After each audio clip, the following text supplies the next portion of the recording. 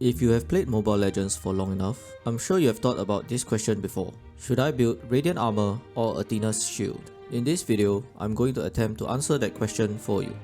Radiant Armor and Athena's Shield offer pretty similar base stats, so the major difference between the two are their passives. For Radiant Armor, the passive has a stacking mechanism that provides up to 20 magic defense for each stack. It can stack up to 6 times, but each stack has an internal cooldown of 0.6 seconds, which means it will take a full 3.6 seconds for Radiant Armor to be fully effective. And for Athena's Shield, the passive provides a 25% magic damage reduction for 3 seconds. However, the passive cannot reactivate if you deal or receive damage for 5 seconds, which means it cannot last throughout a long fight. So, which one is actually better? I think the key thing here is the damage window, which is how long you are receiving magic damage from the enemies. Since Athena's Shield's passive lasts for 3 seconds, it's most effective during that 3-second damage window, while Radiant Armor takes a full 3.6 seconds to reach full stacks, so it's most effective after a 3.6 second damage window. For example, suppose you go up against an enemy Rafaela or Angela Roma. The enemy can pretty easily poke out your Athena's passive and leave you without it for the fight. Their existence on the enemy team extends the damage window for magic damage. However, even if the enemy has only one magic damage hero, the damage window can still be quite long. For example, Eve specializes in poke damage and deals her damage in bits and pieces. Therefore, she is a hero that has a long damage window. In comparison, Eudora wants to quickly burst down her targets, and therefore her damage window is really short in contrast. To illustrate this, let me just show you an example of the damage difference of the passives with different damage windows even when using the same hero. So, let's start with just a straight up combo where Athena's passive is active when the major damage is done.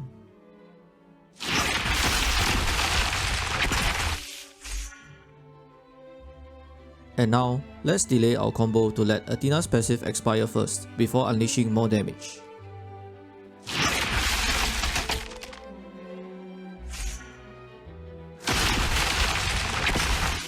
So, you can obviously see the huge damage difference if the damage window is extended and Athena's passive is not in play. The damage is higher if the passive has already expired before the main damage is unleashed. Now, let's try it with Radiant Armor instead. So we start with a full combo right away.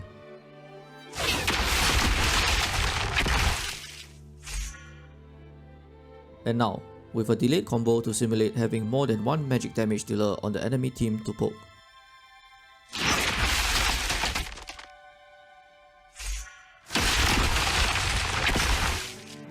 So we can see that Radiant Armor gets better with a longer damage window. To really show you this effect, here is a chart showing the difference of how much magic damage reduction you get over time while using Radiant Armor, which is the red line, and Athena's Shield, which is the blue line. I'm assuming a typical non-tank hero which has around 50 base magic defense at max level for this chart. We can see that in the first 3 seconds, Athena's Shield is way stronger in magic damage reduction than Radiant Armor, reducing up to almost 27% more magic damage than Radiant Armor before 3 seconds. However, after 3 seconds have passed and beyond, Radiant Armor gains the upper hand and reduces around 19% more magic damage than Athena's Shield. This just shows that both items have their own strengths, and it really depends on how fast you're receiving magic damage. Now, Divine Glaive is one of those items that is thought to be a really hard counter to Radiant Armor, since it counters magic defense directly. But how hard does it really counter it? And does Radiant Armor become worse than Athena's Shield if the enemy has Divine Glaive?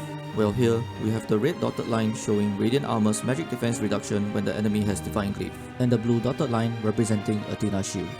We can see here that actually Radiant Armor will still block out around 12% more magic damage than Athena's Shield after 3 seconds has passed, while as expected, Athena still has around 26% more magic damage reduction than Radiant Armor before 3 seconds. This just shows that even with Divine Glaive in play, it will still really depend on the enemy's damage window on which of the two items is better. However, one thing to note is if you are playing a marksman or mage, your HP pool is really low. In general, Athena's Shield is typically the better choice since the enemy will be trying to burst you most of the time instead of extending the damage window. You'll most likely have already taken critical damage by the time you reach full stacks on Radiant, which means that you're not really going to utilize its full effect. I know many of you will be wondering if the result changes if we are using a tank hero instead of a non-tank hero. Well, here's the chart for tank heroes who have around 70 base magic defense at max level, and an extra 10 magic defense if you're using the tank emblem. We can see that the results remain pretty similar, with Athena shield having up to 27% more magic damage reduction in the first 3 seconds. Even with Divine Glaive in play, the results still remain similar. Athena shield still has up to 26% more magic damage reduction than Radiant Armor before 3 seconds. This means that if you're playing tanks, you should still build Athenas when facing burst magic damage, unless the enemy has a way to poke the passive early. So, what situations should we be building Radiant, and what enemies should we be building Athenas? To illustrate this clearly, I recorded 40 individual magic damage heroes to test their damage against Radiant and Athena. This took me quite a few days to record, so I really hope you enjoy and learn from it. I'll be showing you the damage of all the relevant magic based heroes with what I think would be common item builds on them. While I'm sure many of you will want other items tested or think that's not the right build, testing more builds is going to make this video 10 hours long and very draggy. So I'm not keen on doing that. On the left, we have the test subject equipped with Radiant Armor, while on the right, the test subject is equipped with Athena Shield. Our test subject stats are listed at the bottom corners, but the HP is somewhat higher than what an average fully built max level tank would have in the late game. Unfortunately, a max level bot in practice mode already has 10k HP even without items. Until Mobile Legends actually makes it easier to test things in practice mode, we're just going to have to make do. I'll be mostly doing realistic combos on these heroes, but of course this may differ in actual gameplay. Alright, let's get started.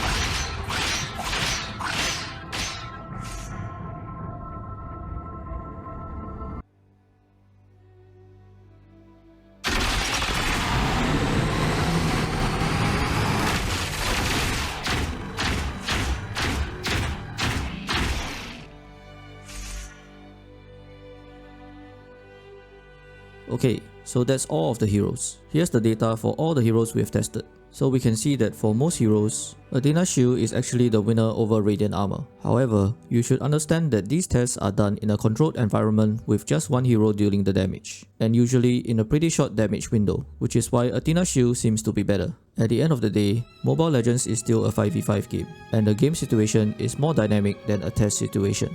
What's the better item is still largely dependent on each individual game and the damage window and profile of the enemies. So, have you changed your mind on Radiant Armor and Athena Shield? Which one do you think is the better item? I hope to hear your thoughts in the comments. As always, thank you for watching, and I'll see you again in the next one.